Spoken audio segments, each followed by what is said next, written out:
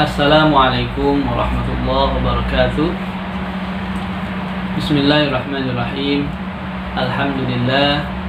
Wassalatu wassalamu ala rasulillah Sayyidina Muhammad bin Abdullah sallallahu alaihi wasallam. Amma ba'du. Alhamdulillah, saya akan sedikit sharing ilmu atau memberikan sedikit ilmu pengetahuan tentang ilmu fikih, yakni pembahasan siwak. Apa itu siwak dan apakah siwak itu dianjurkan oleh Nabi Sallallahu Alaihi Wasallam atau tidak? Kemudian, jika diperintah Nabi, apakah hukumnya fardu atau sunnah? Maka akan kita bahas berikut ini. Bismillahirrahmanirrahim. Qala Syekhul Mu'allif rahimahullah wa nafa'ana bihi wa bi ulumihi fid dharain amin. Ila anqal faslun fi isti'mali alati siwak. Pasal ini menjelaskan tentang menggunakan siwak. Wa huwa min sunanil wudu. Siwak itu merupakan salah satu daripada sunnah wudu. Sunnah, di hukumnya sunnah. Hukum siwak adalah sunnah.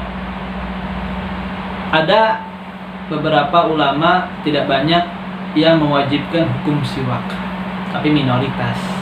Sedangkan jumhur semuanya sepakat bahwa hukum siwak adalah sunnah Nabi Sallallahu Alaihi Wasallam. Wa huwa min sunnil wudu. Siwak itu disunahkan ketika kita mau wudu. Dalam hadis Nabi dikatakan, laula an asyugga ala ummati la amartuhum bisiwak inda kulli wudu. Nabi bersabda yang artinya, laula an asyugga, seandainya aku tidak memberatkan atas umatku, yakni akan aku perintahkan mereka untuk bersiwak setiap akan berwudu. Begitu hadis Nabi Sallallahu Alaihi Wasallam. Kalau mau wudu, kita siwak terlebih dahulu, karena itu sunnah Nabi. Siwak ini harganya sangat murah, hanya 10.000, dan manfaatnya luar biasa, pahalanya luar biasa. Dalam keterangan lain juga dikatakan, qala Rasulullah sallallahu alaihi wasallam, as-siwaku matharatun lil fam wa mardatun lirrabb. Siwak itu membersihkan mulut, dan bersiwak juga menjadikan Allah Subhanahu wa taala ridha. Jadi selain membersihkan mulut, juga Allah insyaallah ridha dengan kita, insyaallah. Wa yutlaqu as-siwak aidan ala ma yustak bihi min araqin wa nahwi. Dikatakan bahwasanya siwak itu dianjurkan dengan menggunakan kayu araq. Siwak yang terbuat dari kayu araq kalau ada. Kalau tidak ada, maka dengan kayu yang lainnya yang memang diperuntukkan untuk bersiwak. Jika tidak ada juga, maka kita bisa menggunakan kain, atau ujung baju yang kasar untuk digunakan sebagai siwak. Seperti itu. Lalu kapan seharusnya kita bersiwak? Di sini dikatakan wasiwaku mustahabun fi kulli hal, bahwasanya bersiwak itu dianjurkan disunahkan dalam setiap situasi dan kondisi. Jadi mau tidur, bangun tidur, masuk rumah, mau wudu, mau sholat dan lain sebagainya, kita dianjurkan untuk bersiwak. Masya Allah, fi kulli hal, dalam setiap kondisi. Wala yukrahu tanzihan, dan siwak tidak dimakruhkan dengan makruh tanzih illa ba'da zawali li shaim, kecuali setelah tergelincirnya matahari atau waktu zuhur bagi orang yang berpuasa.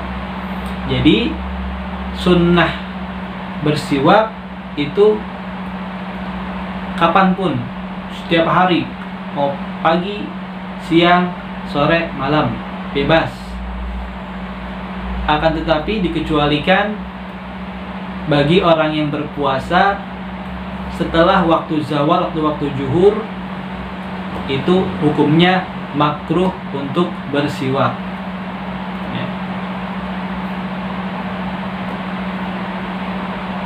Fardhan atau naflan, baik puasa fardu, misalnya puasa di bulan Ramadan ini, atau puasa sunnah, misalnya puasa Senin Kamis, puasa Daud dan lain sebagainya.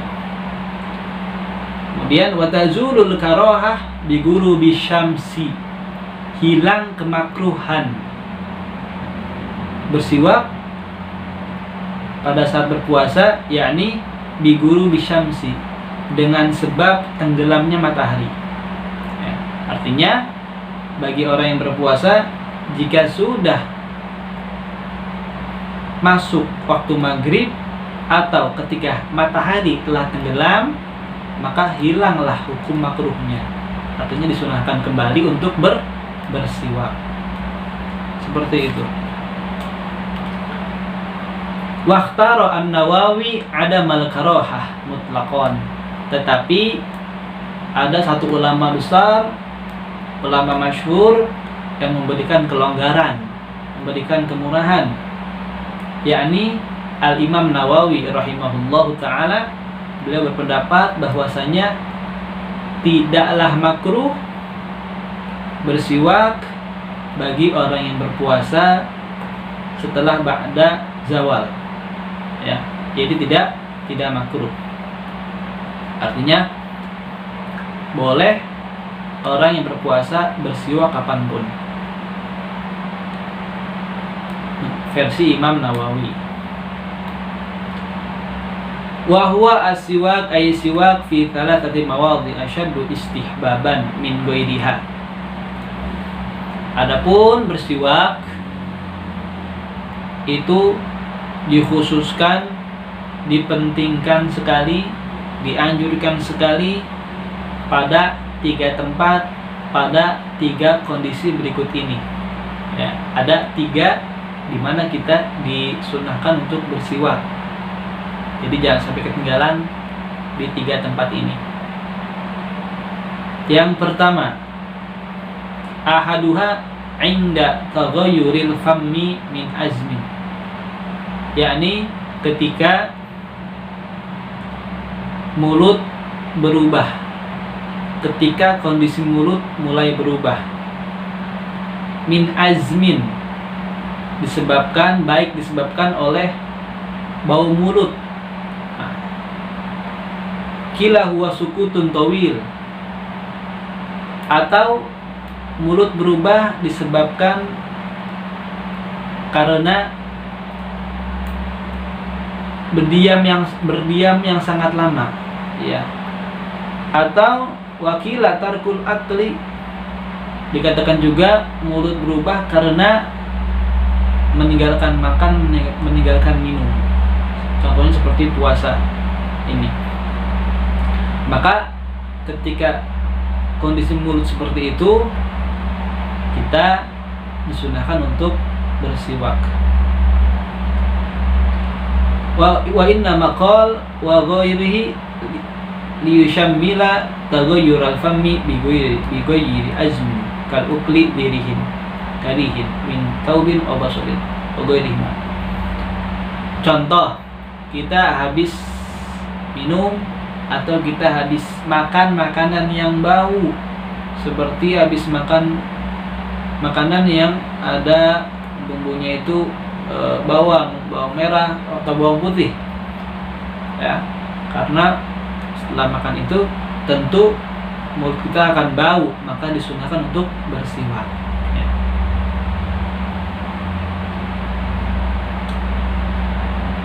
Kemudian yang selanjutnya, yang kedua, wazani indal qiyami ay al istaiqad minan naumi. Yang kedua yakni ketika kita baru bangun minan naum, dari tidur, disunahkan bersiwak ketika kita bangun dari tidur. Ketika kita bangun tidur, karena ada hadis yang mengatakan bahwasanya Nabi SAW ketika beliau bangun dari tidur maka beliau bersiwak. Kemudian yang berikutnya, watsalitsu indal qiyami ila sholati. Yang ketiga, disunahkan bersiwak ketika kita hendak melaksanakan sholat fardhon atau naflan, baik sholat fardu maupun sholat sunnah. Dalam hadis Nabi dikatakan, laula an asyqa ala ummati la amartuhum bisiwak inda kulli shalah. Seandainya aku tidak memberatkan umatku, maka aku memerintahkan kepada mereka agar senantiasa bersiwak setiap akan sholat. Nah, contoh kita pengen sholat isya, sholat subuh, atau sholat sunnah, contoh sholat sunnah taraweh di bulan puasa ini, ya, maka setiap dua rakaat salam kita kemudian bangun sholat lagi siwak, bangun 2 rakaat siwak lagi, seperti itu sunnah bersiwak. Itu adalah 3 tempat di mana kita sangat dianjurkan untuk bersiwak.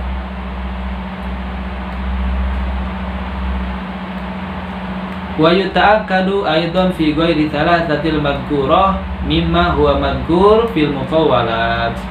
Dan masih banyak lagi selain 3 ini di mana kita dianjurkan untuk bersiwak, seperti qiraatil Quran, ketika kita hendak membaca Al-Quran maka disunahkan untuk bersiwak.